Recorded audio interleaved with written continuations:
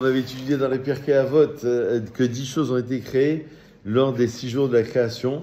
Bien sûr, le 6e jour de la création, au moment du Ben Hashmashot, au moment du crépuscule. Il y a l'ouverture de la terre pour engloutir Korach et toute sa faction. Il y a deuxième chose qui a été créée, donc toujours le 6e jour de la création, au moment de l'entrée de Shabbat, enfin au moment du crépuscule pour être plus précis. Pi HaBe'er, c'est l'ouverture du puits de Myriam, qui va permettre d'alimenter les enfants d'Israël. Au Pi Haton, la bouche de l'ânesse. L'ânesse, bien sûr, c'est l'ânesse de Bilham. Et ben, elle aussi, il lui a été décrété, nous dit ici le commentaire du Kehati, veille du Shabbat, au moment du Ben Hashmashot, qu'elle puisse parler avec Myriam. À Keshet, il y a l'arc-en-ciel. L'arc-en-ciel, dans Bereshit chapitre 9, il a été désigné comme étant le signe pour ne plus renvoyer le déluge sur terre. L'arc-en-ciel, c'est un signe qui est négatif, fondamentalement, puisqu'il y a une bracha à faire. Et ce que Dieu souhaiterait, Chas v'Shalom, détruire le monde, il ne le fait pas parce qu'il a juré au moment du déluge. À Noach, exactement. Donc cette capacité a été créée au moment de la création. On va expliquer pourquoi ces éléments-là. Je ne sais pas pourquoi ça a été créé à ce moment-là. Donc il y a une double question. Pourquoi ils ont été créés et pourquoi Dafka au moment de la création du 6e jour, du crépuscule, presque à l'entrée de Shabbat, quoi. Donc il y a une double question. Le 5e élément qui a été créé à ce moment-là, c'est la manne qui va descendre pour les enfants d'Israël dans le désert. Le maté, c'est le bâton de Moshe Rabbeinu avec lequel il va faire des miracles. Le shamir, c'est le fameux mollusque qui va permettre de fendre les pierres du Beth Amikdash, n'est-ce pas? Il y a le ketav, c'est la forme des lettres qui vont être gravées sur les tables de la loi. Ve'amirtav, c'est, d'après certains commentaires, c'est quoi? C'est la lettre elle-même. Le ketav, donc, ça serait la Torah qui est écrite devant Hachem. Et le mirtav, d'après un autre commentaire, ça serait la forme des lettres. Les lettres elles-mêmes. Luchot, ce sont les tables de la loi, les premières. Il y a Avot et Rabbi Nathan qui enseignent que, merci beaucoup, les tables de la loi étaient écrites, étaient placées devant Hachem depuis les 6 jours de la création. Et les deuxièmes tables alors? Pourquoi elles n'ont pas été créées à ce moment-là? Qu'est-ce que vous dites? Là, c'est que les premières tables. Et le deuxième? Alors, Jonathan? C'est Moshe qui va les produire. C'est pas créé par Dieu, c'est créé par l'homme. C'est marqué. Mais soit l'écha, tu vas tailler la pierre. Et bien, certains disent aussi les démons. Il y en a qui rajoutent le cercueil de Moshe Rabbeinu. Il y en a qui rajoutent aussi le bélier d'Abraham qui va être approché de la place d'Yitrak. Et il y en a qui rajoutent aussi la tenaille qui a été, avec laquelle on va pouvoir créer des choses. Et bien, celle-ci, la première, il fallait bien la créer, donc elle provient d'Hachem à ce moment-là. Alors, le Rambam, il y a 2 commentaires sur lesquels on va s'arrêter, le Rambam et le Meiri. Le Rambam, il voit cette Mishnah comme cela. Et c'est là où je voulais vous amener. Chez Kol Aniflaot Kulam, tous les prodiges, toutes les merveilles ont été placés dans la nature des choses depuis les 6 jours de la création. C'est-à-dire, en vérité, tout a été mis en place au moment de la création. On se rappelle l'explication du Ramban Nachmanide, qui dit que les 6 premiers jours de la création font référence aux 6 millénaires qui vont exister. Donc là, nous sommes dans le 6e jour de la création. Nous sommes dans le 6e millénaire. Et là, ici, ça veut dire que tout est mis en place au moment de la création. D'où l'expression de En kol chadash tachat hashemesh, il n'y a rien de nouveau sous le soleil. Ça veut dire que la mise en place, elle est là. Pourquoi avoir réservé ces 10 choses miraculeuses, le shamir, l'étape de la loi, le cercueil de Moshe, pourquoi ces 10 choses? D'après le Rambam,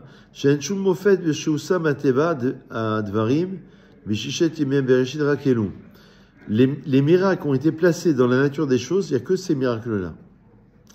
Mais Dafka, au moment du Ben Hashmashot, du crépuscule, et les autres choses ont été placées dans la nature des choses.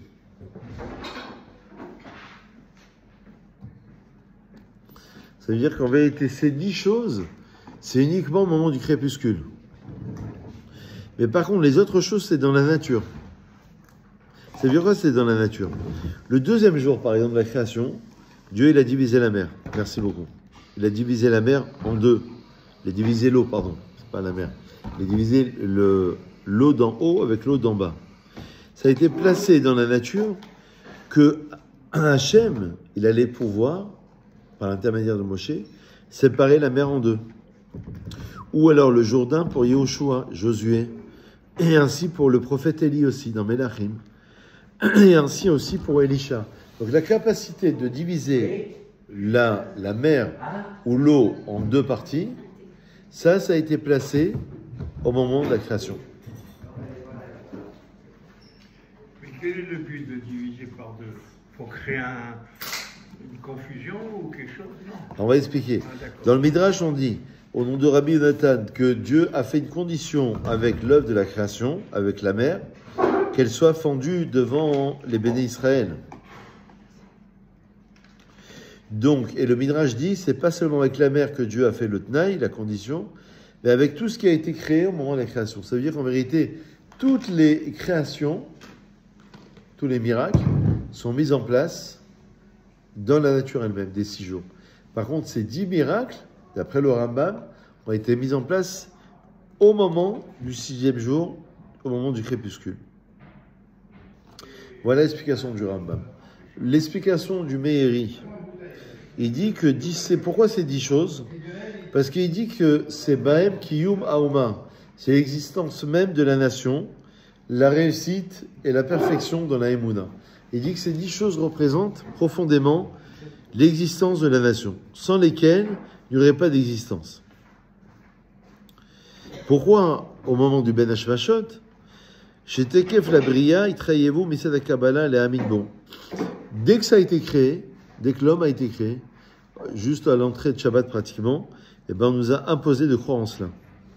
Alors, on va les expliquer. L'ouverture de la terre, c'est pour expliquer la punition des mécréants. Puis ABR, c'est pour nous expliquer le puits qu'on va récompenser ceux qui font le bien. Donc il y a le châtiment et la rétribution. Puis Haaton, c'est-à-dire la bouche de l'ânesse, ça vient nous enseigner que chez Elul Ashgachato Idbarach Hayovdim, si ce n'était la providence divine, on aurait été carrément exterminé, on aurait été perdu littéralement, ou exterminé. Donc ça, c'est l'Ashgacha. C'est-à-dire que chaque élément, il vient renseigner sur une dimension particulière. Vous comprenez ce que je veux dire? C'est-à-dire que chaque élément, il vient déterminer une Ashgacha. L'arc-en-ciel, qu'est-ce qui vient déterminer? Pourquoi ça a été mis en place? Parce que c'est au moment où la création se termine, eh ben, il fallait expliquer qu'il y a un signe que le monde ne serait pas exterminé, anéanti. Donc là aussi, ça vient montrer la Ashgacha, la providence divine. La manne, c'est pour nous dire que c'est Hachem qui nous nourrit. Et c'est pas un être humain. C'est Akadosh Baruch Hu lui-même. Le maté, le bâton, ça veut dire que Veilohem, lo hayu yotzim Israël olam, vayun itparim meshukaim beimunatam. S'il n'y avait pas eu le bâton de Moshe, eh ben, on serait resté en Égypte. Et donc, on n'aurait pas été sauvé et délivré. Donc, ça va nous démontrer aussi la Ashgacha. Ashgacha, c'est la providence.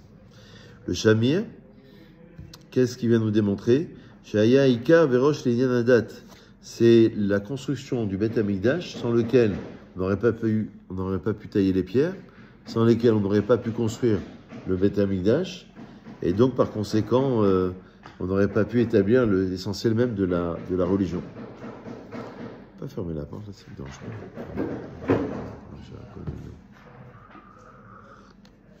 Azak, merci.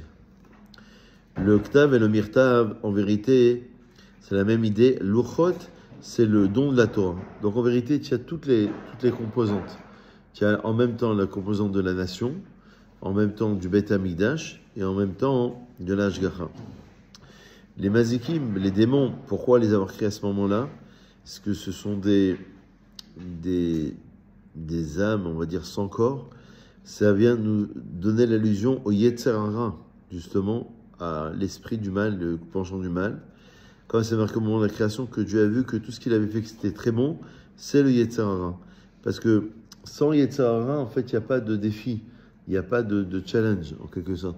On a besoin d'avoir un challenge d'un Yetzer Hara, d'un penchant du mal qui est là, pour ne pas pouvoir freiner l'homme, pour pouvoir vouloir l'empêcher de.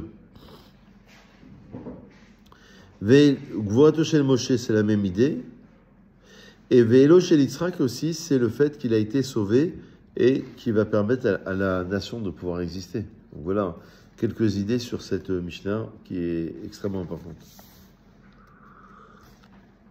Il y a un Mishnah beaucoup plus dur qui est évoqué ici. Il nous dit qu'il y a des punitions qui peuvent arriver sur terre à cause de plusieurs catégories de péchés. Alors c'est toujours le Pirkei Avot, mais elle est un peu moins connue cette Mishnah. Il y a certaines catégories de péchés qui peuvent venir parce qu'on fait certaines choses. Par exemple, si on fait le maaser, si une partie des gens prélèvent le maaser, les prélèvements, et d'autres ne le font pas, Ra'ab shel basoret, il peut avoir très peu de pluie, et la tevoa, la récolte, on ne la retrouve pas, on la retrouve à un prix qui est extrêmement élevé. Donc c'est mida qui est néged mida, mesure pour mesure. Tu n'as pas fait le prélèvement, donc il est normal que tu puisses avoir un problème sur la récolte elle-même. On appelle mesure pour mesure, mida qui est néged mida. Veshelo litol et tachala, si on n'a pas prélevé la chala sur la pâte de pain, Ra'ab chez Kelayaba, il peut avoir évidemment aussi une forme d'extermination. Elle est très dure cette Mishnah, concernant une forme de famine qui peut s'installer sur les habitants de la terre. Rappelez-vous que le monde est créé, Bereshit, il est créé en vue du don. Parce que Reshit, c'est la chala qui est appelée Reshit, ce sont les bikurim, les prémices, premiers fruits qu'il fallait approcher au Beth Amikdash qui sont appelés prémices. Ce sont les tromot au Maasrot qu'on donnait au Kohen au Lévi qui servaient dans le temps, qui sont appelés Réchit. C'est en vue du Réchit que Dieu a créé le monde. Bereshit, Bara, Elohim. Au commencement, Dieu créa. C'est en vue du Réchit. Qu'est-ce qui était appelé Réchit? C'est le don. Donc s'il n'y a plus le don, il n'y a plus la distribution, et donc il n'y a plus la bracha. Et donc ça peut être à Shalom une forme d'extermination concernant la nation elle-même. Le glaive des vers balarolam, l'épidémie arrive dans le monde par rapport aux mitotes, aux morts qui sont mentionnés dans la Torah, sur laquelle il y a punition. Par exemple, karet. Par exemple, Rêve karet, qui a mangé du pain à Pessah. Ou alors, mita bidei shamaim, c'est fixé par le ciel. Ou alors, certains péchés, c'est fixé aussi par le Beddin qui devait sanctionner. Donc, si c'est pas appliqué, en vérité, ici, la Mishnah veut te dire, c'est que soit c'est appliqué dans le sens propre, soit dans le sens figuré. Il y a tout un passage dans la Gemara qui explique, il y a 4 peines de mort, et donc quand la Gemara dit, mais alors quand il n'y a plus le Beth Amikdash, il n'y a plus les peines de mort qui sont appliquées, mais pourtant le din, il est toujours présent, dans le sens figuré. C'est-à-dire que telle catastrophe qui arrive, alors c'est très dur, parce que on ne devrait pas penser à ces choses-là, on veut penser à être sauvé, etc. Mais en vérité, ça veut dire que ça correspond à une des peines de mort qui aurait dû être appliquée, qui n'est plus applicable, puisqu'il n'y a plus Sanhedrin Beth Amikdash, mais qui est applicable dans le sens figuré. Mais dans le sens réel. C'est appliqué par oui, bien sûr. En Beth Amikdash, c'est appliqué par réel. Les peines de mort, bien sûr. Mais très figuré. Il y en a eu très peu. Ouais, il y en a eu très peu. Ouais, très peu. Quelques-unes en quelques centaines d'années. Mais c'était suffisant pour mettre en garde le peuple. C'était une manière de... Le glaive arrive, le glaive de la guerre arrive dans le monde par rapport au Inu Yadin, lorsqu'on a fait attendre le Psak Din, ça veut dire la sentence finale, même si le Din il est clarifié, mais on n'a pas donné la sentence, donc on n'a pas jugé, donc ça va être jugé d'une autre manière aussi dans le sens figuré. Alors, Ivut Adin, par rapport au fait qu'on a fait pencher le din, la sentence, ça veut dire qu'on a acquitté le coupable ou on a condamné l'innocent. Ve'alamorim batora sheloka halacha, aussi ceux qui enseignent dans la Torah qui ne correspondent pas à la halacha, c'est-à-dire qu'ils vont interdire ce qui est autorisé ou permettre ce qui est interdit. Donc là, il explique longuement que c'est une forme de mida keneged mida, mesure pour mesure. La Gemara, elle est très très dure. Dans le Shabbat, à la page 32, elle est extrêmement dure. C'est-à-dire qu'il n'y a rien pour rien finalement. C'est-à-dire qu'une chose qui arrive, c'est pour ça que nous, on est toujours dans l'introspection, dans la prise de conscience. La Gemara dit dans Shabbat, page 32, Imraïta dor shesaot rabot ba'u alav. Si tu vois une génération dans laquelle il y a beaucoup de souffrances, de détresse, de famine, d'épidémies, de guerre, etc. C'est au Badok Bedayani Israël. Va vérifier les juges d'Israël. Toute catastrophe qui arrive, c'est à cause des dayanim, des juges qui n'ont pas bien jugé. Donc lorsque la sentence n'a pas été prononcée, il faut qu'elle le soit. Le Midat Adin, en vérité, elle attend sa partie. La tribu de rigueur, elle attend de sanctionner, donc c'est son travail. Donc si elle ne fait pas, ça va être fait autrement. Donc, Dieu, il ne fait résider la Shrina en Israël, la présence divine en Israël, qu'à partir du moment où les mauvais juges et les mauvais magistrats disparaissent d'Israël.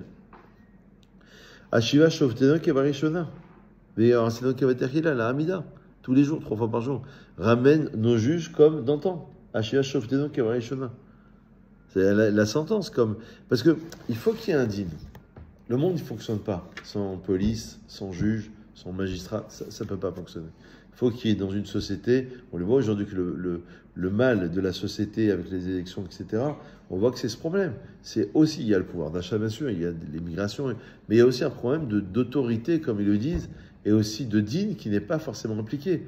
Donc, soit c'est appliqué dans la manière normale, soit Dieu, il va trouver des moyens de subterfuge. C'est pour ça que l'individu est constamment, je vous le disais tout à l'heure, en connexion avec ça, en introspection, en se disant, mais pourquoi cette catastrophe elle est arrivée? Pourquoi, voilà, ici, il te parle d'une épidémie.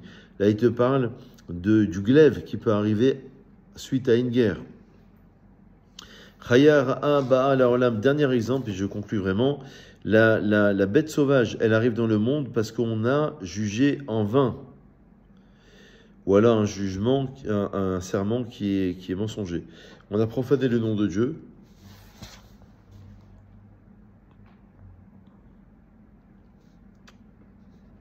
Ils font allusion à qui, la bête sauvage?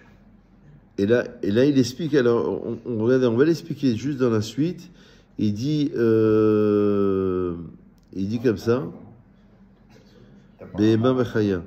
Quelqu'un qui est pogem, qui atteint le nom divin, en jurant en vain, en profanant le nom de Dieu d'après le Meiri, il descend au niveau d'un animal.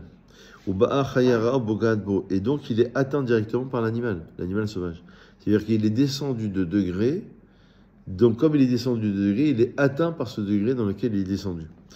Enfin, pour terminer, Galout Ba'al Haolam, l'exil, donc la diaspora, l'exil vient dans le monde, parce qu'on a fait Avodah Zara, donc quelque part on a été rejeté. C'est marqué dans le Midrash, Avod Rabbi Nathan, chapitre 38, Dieu dit, puisque vous avez voulu l'Avodah Zara, l'idolâtrie, le service étranger, le fait de ça, même moi, je vais vous exiler dans une région dans laquelle il y a l'Avodah Zara. L'exil vient dans le monde à cause de Gilou Yarayot, parce qu'on n'a pas respecté les choses du mariage, etc. Shverut Damim, parce qu'on a fait le meurtre.